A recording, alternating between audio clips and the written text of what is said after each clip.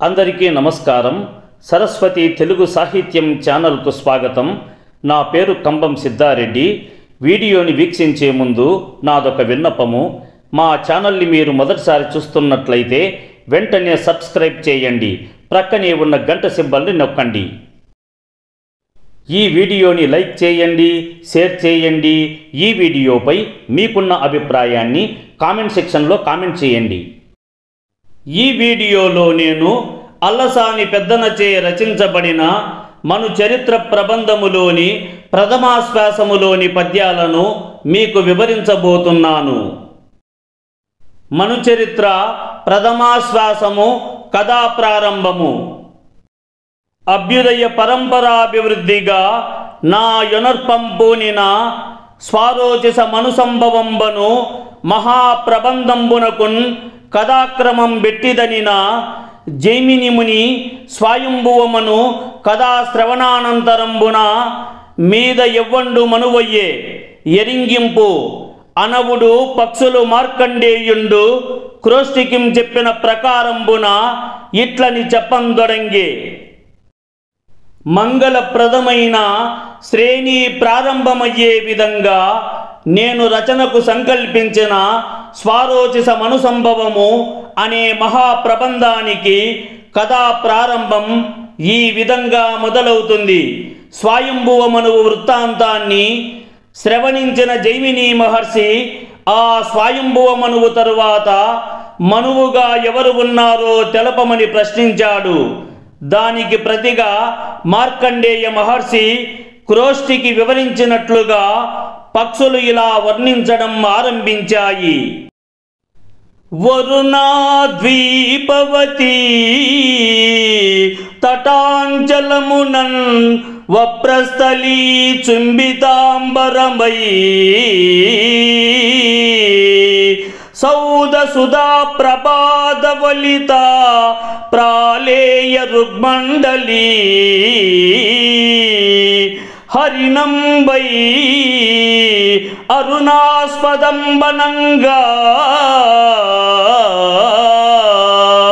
ఆర్యావర్త దేశంబున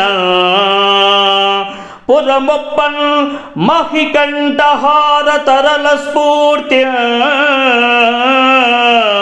విడంబింపుచున్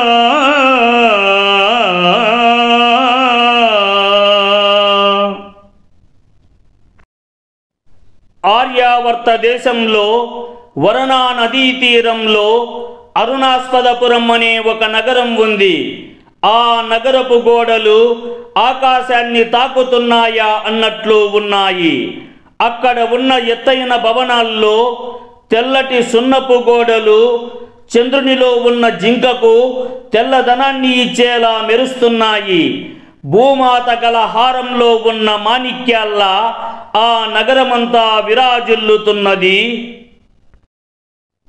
అచటి విప్రులు మెచ్చరకిల విద్యా ప్రౌఢి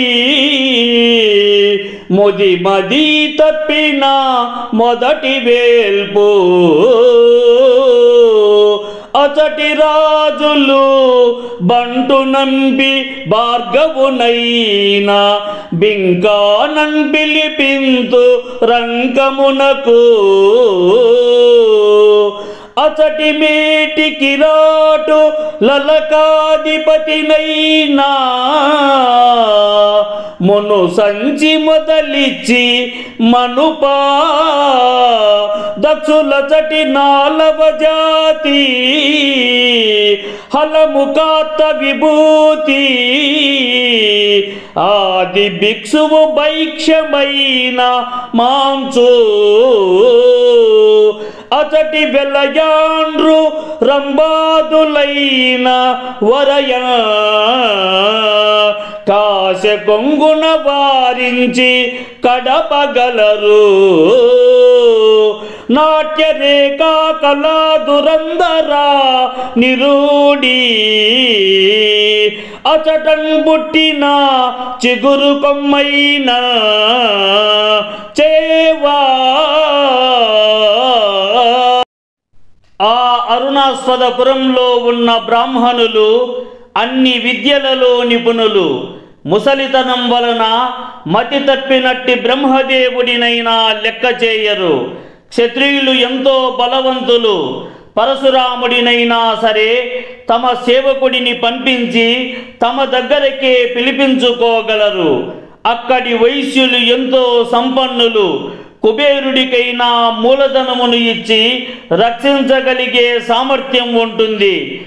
శూద్రులు వ్యవసాయంతో సంపద సంపాదించగలవారు. భిక్షాటన చేసే శివునికైనా ఆచారం మాన్పగలరు. ఆ మహానగరంలో మొలకెత్తిన ఏ చిన్న చెట్టు కొమ్మైనా ఎంతో పటుత్వాన్ని కలిగి ఉంటుంది.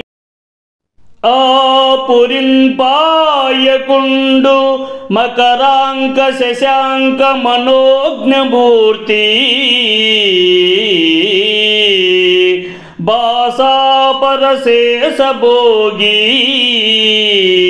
వివిధాద్వర నిర్మల ధర్మకర్మ దీక్షా పరతంత్రున్ డంబురుహ గర్భ కులాభరణంబనారతాధ్యాపన తత్పరుండు ప్రవరాక్యుండలేఖ్య తను విలాసుండై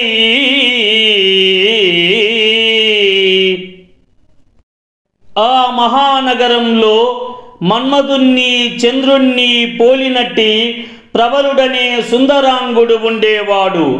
ప్రవరుడు వాగ్దాటిలో ఆదిశేషువు లాంటివాడు. నిత్యము వేదాధ్యయనంలో నిమగ్నుడై ఉండేవాడు. గురువుల యందు వినమ్రతతో అనేక విషయాలను నేర్చుకునేవాడు. బ్రాహ్మణ కులంలో ఖ్యాతిని పొందాడు. నిర్మలమైన బుద్ధి కలవాడు. దాన ధర్మాలు చేయడంలో ఆసక్తిని కలవాడు. ధర్మబద్ధంగా నీతి మార్గాన్ని అనుసరిస్తూ దీక్షాబద్ధుడై జీవిస్తున్నాడు. చిత్రపటంలో గీసేందుకు కూడా సాధ్యపడనంత శరీర సౌందర్యం కలవాడు ప్రవరుడు. వాణి చక్కదనము వైరాగ్యమున చేసి కాంక్ష చేయు జారకామినులకు భోగబాహ్యమయ్యన్ పూచిన సంపెంగా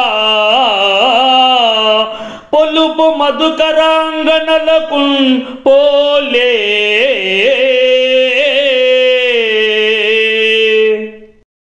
విషయ సుఖాలకు లొంగని ప్రవరుని సౌందర్యం తుమ్మెదలకు అక్కరకు రాని సంపెంగ పుష్ప సౌందర్యంలాగా మోహపడేటటువంటి వేశ్యాస్త్రీల సుఖభోగానికి కూడా అందలేదు. యవనమందు యజ్వయో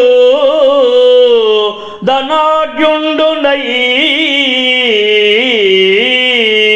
కమనీయ కౌతుక శ్రీవిధిన్ కూకటుల్ కొలిచి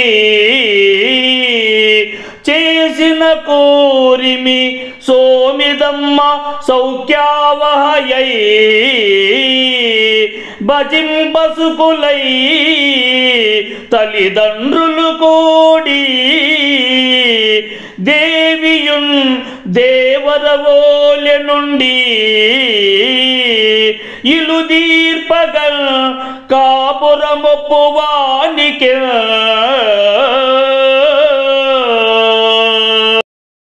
ఆ అరుణాస్పద పట్టణమునందు గల తమ ఇంటిని చక్కదిద్దుకుంటూ మంచి చెడులను చూస్తూ పార్వతీ పరమేశ్వరుల వంటి తల్లిదండ్రులు, సుగుణాలకు నిలయమైన సుందరీమణి అయిన భార్య సేవిస్తుండగా సకల సంపదలు సమకూర్చుకొని తల్లిదండ్రులతో భార్యతో సంతోషంగా ప్రవరుడు జీవిస్తున్నాడు.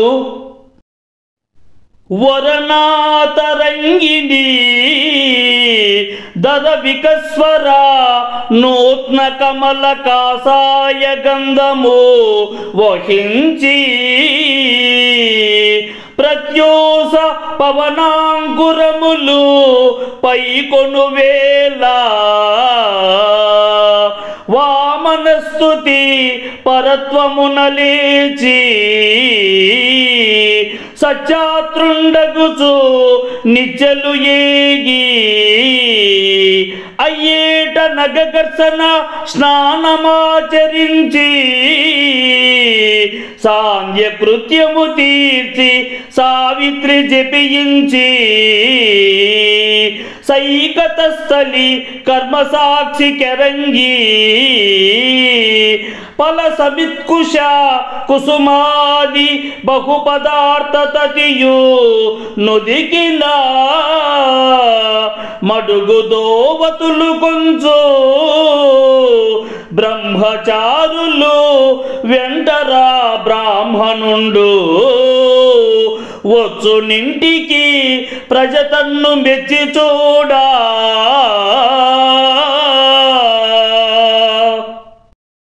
వరుణా నదిలో వికసించిన నూతన పద్మాల సువాసనను వహించి తెల్లవారుజామున వీచునట్టి మృదుగాలులు తగిలిన సమయంలో వామనుని స్తుతితో నిద్రలేచి తన శిష్యులతో కలిసి పాపక్షయాన్ని కలిగించే స్నానాన్ని వరుణా నదిలో ఆచరించి ఇసుక తీరంపై ఆసీనమై సంధ్యావందనాన్ని చేసి గాయత్రి మంత్రాన్ని జపించి సూర్యునికి నమస్కారాలు అర్పించి శుభ్రమైన దుస్తులను ధరించి పండ్లు దర్భలు పూలు మొదలైన ఎన్నో పూజా సామాగ్రిని తీసుకొని శిష్యులు వెంట నడుస్తుండగా జన సముదాయమంతా ఆయనను ప్రశంసాభావంతో మెచ్చుకుంటుండగా ప్రవరుడు తన నివాసానికి చేరేవాడు.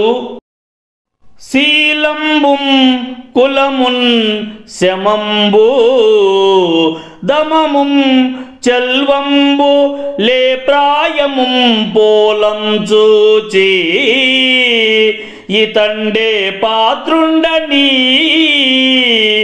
ఏ భూపాలుండి వచ్చిన సాలగ్రామము మున్నుగాన్ కొనడు మాన్యక్షేత్రముల్ పెక్కు చందాలం పండు ఒకప్పుడు తరుంగదింటం పాడియుం పంటయు ఆయనలో సత్శీలం, మంచి వంశం, ఇంద్రియాలపై నియంత్రణ, మనసును అదుపు చేయడం, అందం, కోమలమైన యవ్వనం ఇవన్నీ ఉన్నాయని చూసి ప్రజలు ఆయనే యోగ్యుడు అని భావించేవారు. రాజులు సాలగ్రామంతో సహా గొప్ప దానాలు ఆయనకు ఇవ్వాలని వచ్చినా ఆయన అంగీకరించేవారు కాదు. ఆయనకు ఉన్న భూములు మంచి పంటలను ఇస్తుండటంతో ఇంట్లో ఎప్పుడూ ధాన్యానికి కొరత ఉండేది కాదు. వండనలయదు వేవురు వచ్చిరేని అన్నపూర్ణకు బుద్ధియో అతని గృహిణి అతిథులే తేరా నడికి రేయైనా పెట్టువలయు భోజ్యంబులింట అవ్వారి కాగా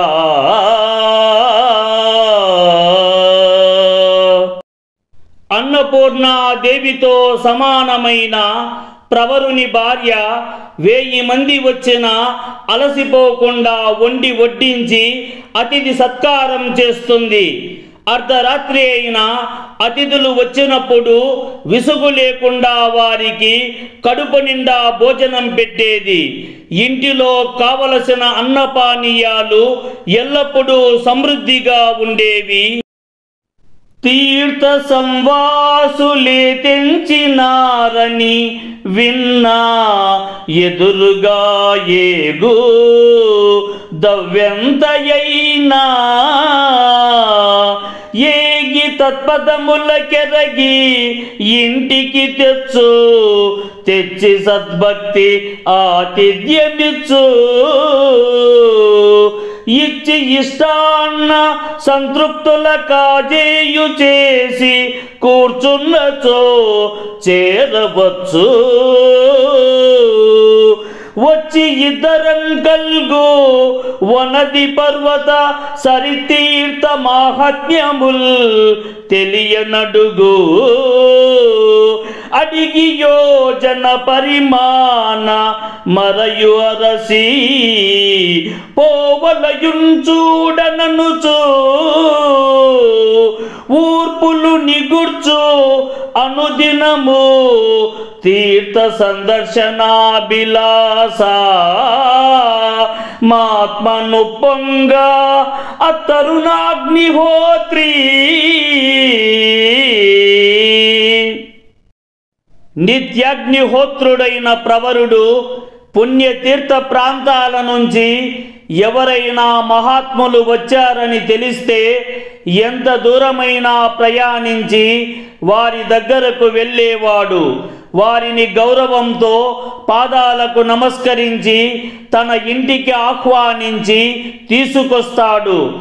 అక్కడ వారికి సద్భక్తితో ఆతిథ్యమిచ్చి ప్రీతికరమైన రుచికరమైన భోజనాలు వడ్డించి వారిని సంతృప్తిపరుస్తాడు. భోజనం చేసిన తరువాత అతడు వారి దగ్గర కూర్చొని భూమిపై సముద్రాలు, కొండలు మరియు నదులను, పుణ్యక్షేత్రాల మహత్యాన్ని వారిని అడిగి తెలుసుకునేవాడు. అంతేగాక వాటి దూరం తెలుసుకొని వాటిని చూసి తిరిగి రావాలని అనుకునేవాడు. ప్రతిరోజు ఒక తీర్థయాత్రను సందర్శించాలనే కోరిక తన మనసులో ఉప్పొంగుతుండేది. తన కోరిక తీర్చుకోవాలనే తపన ఉండేది. కానీ తన కోరిక సాధ్యపడదని గ్రహించి ఒక నిట్టూర్పును విడిచేవాడు. ఈ విధమున అభ్యాగత సేవా పరతంత్ర సకల జీవనుండై భూదేవ కుమారకు డుండంగా వినుముకనాడు కుతప కాలమునందు